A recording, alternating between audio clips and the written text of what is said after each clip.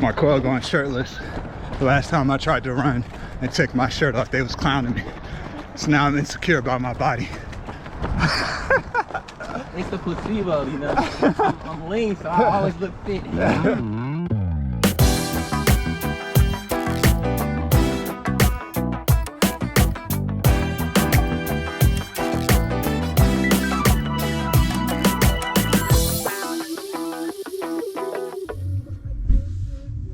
All right, y'all, just arrived at Cochran Shoals, and man, honestly, I really don't feel like running today. I woke up this morning. It's been a long, rough week. I'm tired, and you know, had church service this morning in the house, and like it's just easy afterwards, you know, to just sit down on the couch, like, you know what, man, I'm gonna just call it a day. I'm gonna sit on the couch, watch some TVs, play some video games with the kids or something. But I knew I got to get out here, man. You know what I mean? My boys are going to be out here. And even though I don't have the energy now, I know once I get moving that this is going to be sort of therapeutic for me. So, you know, I just want to keep this as a reminder that we don't always feel like it. You know what I'm saying? Like, I feel you.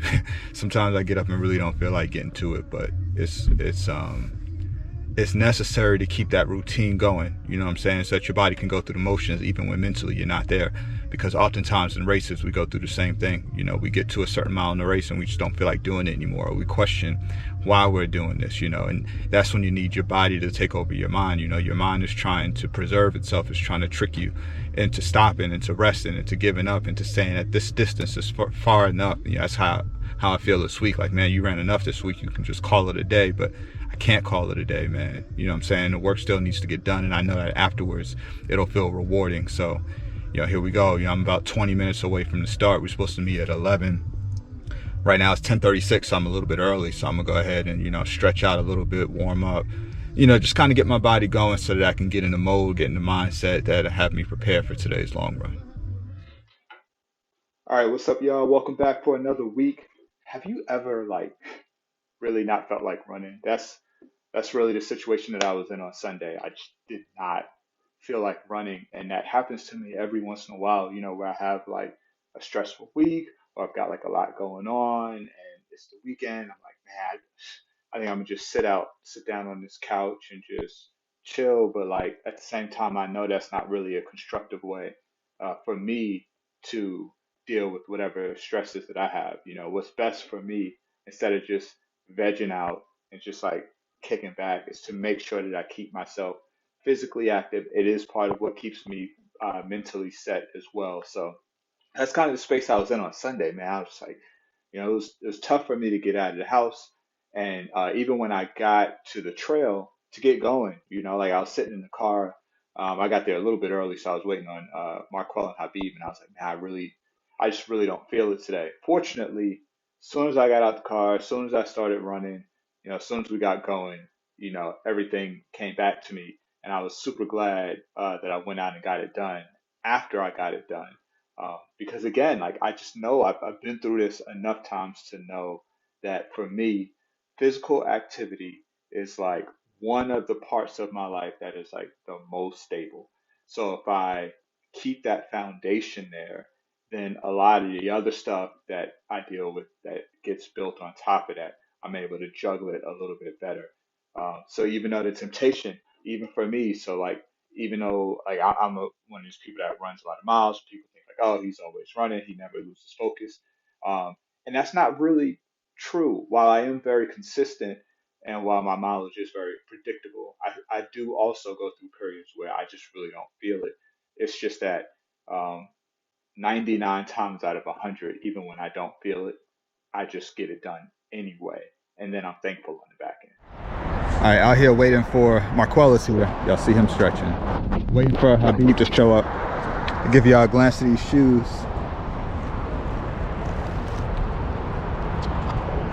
Fresh out the box. Do not advise, but I'm gonna try to see if I can run 20 miles in a pair of brand new shoes right out of the box, just because that's the unintelligent thing to do, and why not? So we'll see how this goes.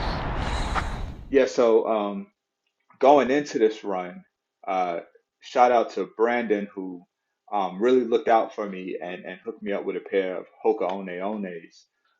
And it was a pair of Clifton 7s.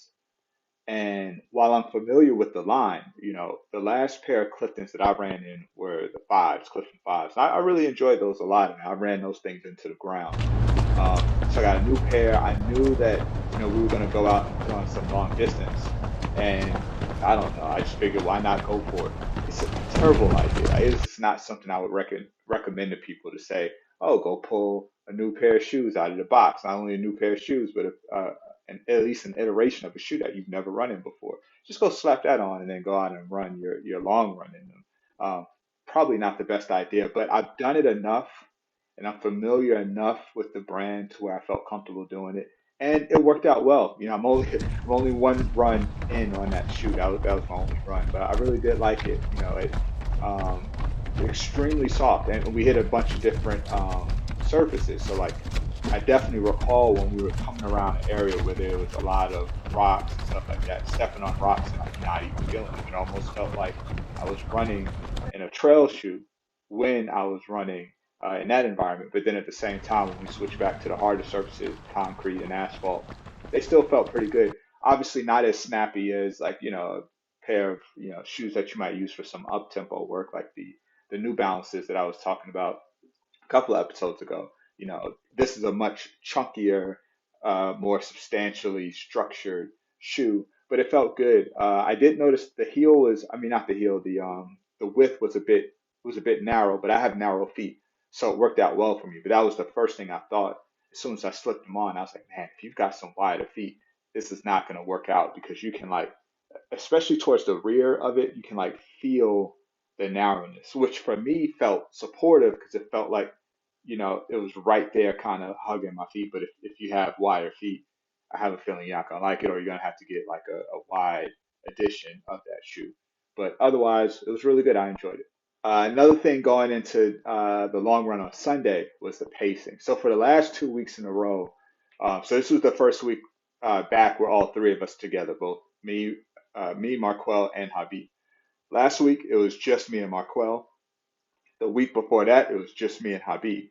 So this being now that third week, we were all back together, and I really wanted to focus on pacing. I felt like on some of the previous weeks, somewhere in the middle of the run, we ended up running a little bit hot, just going a little bit faster than maybe we anticipated because, one or more people were feeling good, and it was like, oh, I'm kind of feeling good, so we're just gonna kind of roll with this pace. But I wanted to be a little bit more intentional this week, particularly with it being the first week with us all back together. So I told them in the beginning, I was like, "Hey man, I'm going to set the pace on this one because I want to make sure it's inevitable somebody's going to be feeling good in the middle of the run. They're going to want to hit it. Let's just hang out in this space." So we had a long conversation about that. All right, y'all. So we got another update. We have all agreed, y'all are my witnesses. Y'all are going to see the splits when we're done. First couple miles gonna be like around 8:30. Then we're gonna hit 8, and we're gonna stay at 8. No matter how Habib feels, no matter how Marquel feels, we're not going faster than 8. Even if we feel great. But you said 750. We getting to 750. Well, we'll stay at 8. And what I was gonna say is when we get to the tail end. Okay. So like once we hit like mile 13 or 14, if we feel good, then we'll drop down to the high sevens. The high sevens, which does not mean 710, 715. We're gonna be like 745, 750. Yeah, we gotta drop. And then I'll try to hold that. I think they're gonna stop at 16. I'm gonna try to do 20. So I'm gonna just try to hold that 750 for my last 20. So that overall, my pace is gonna our pace should end up in the high sevens. Okay. That's the plan. We'll see how this actually turns out. And I'm gonna show y'all the splits. You can see the splits up here.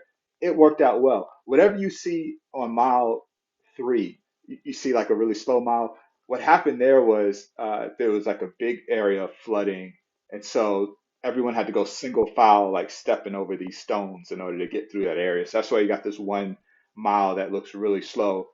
Well, because we were waiting in line and tiptoeing across all these rocks. But if you take that out, man, we hit that pace right on the money, staying right around 8 and closing out the latter miles somewhere in that upper 7 range. We would have ended up right around what I said in the conversation that you saw if it wasn't just for that one little section. So I just want my kudos for an amazing pacing job. I'm like a professional pacer out here, y'all. I think I'm a professional pacer.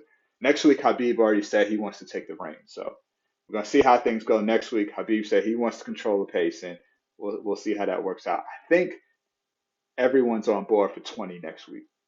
Marquel was gonna roll with me and do 20, but it didn't map out right, man. We did like a double out and back in two different directions, and by the time we got back to where the cars were, we were like somewhere around 18 miles, and I don't think either one of us was interested in doing yet another out and back of a mile just to make up that difference. So it's like, man, we're just gonna call it a day right here. We're all gonna hit 20 next week anyway, and so that's what we'll pick back up.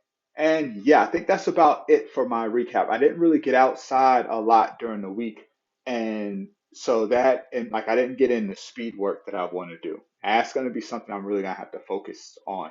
I'm getting in the mileage on the treadmill, but I'm running slowly on the treadmill. I'm just jogging more or less, getting in the mileage. But what I really need to do is make sure I'm trying to get at least two runs out of the week to be some type of workout so that I have two workouts, my long run, and then yes, everything else can just be, recovery miles, just to kind of just to kind of extend the base. So that's something I'm going to have to work on. But with this schedule, with my job and everything that's going on, it's just hard to it's hard to get that piece done in this environment. But we're going to get there. That's my commitment. For now, I'm going to control what I can control, which is my mileage, my long run, and then the workouts. I've got time to figure that out. So we'll see. That's my recap for this week. We'll catch up with y'all next week. Hope everyone has safe holidays, safe travels for anyone that may be moving around for Thanksgiving and stuff like that. Y'all be safe. Update coming next week. Peace.